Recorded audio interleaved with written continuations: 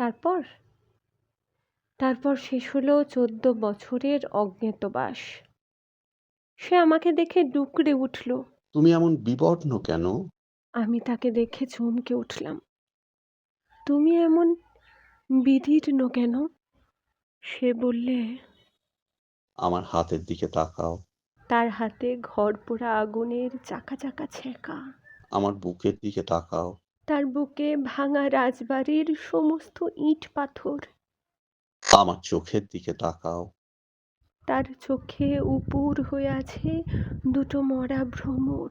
আমি ভিজে বাতাসের মতো জিজ্ঞেস করলাম, তোমাকে কাঙাল সাজালো কে? সে পাতা ঝরার শব্দে জানালো, স্বপ্নের দরজা খুলে দিয়েছিলাম যাকে, তারপর তারপর আমি তাকে সাজাতে বসলুম আমার নিজের ভিজে পালকে।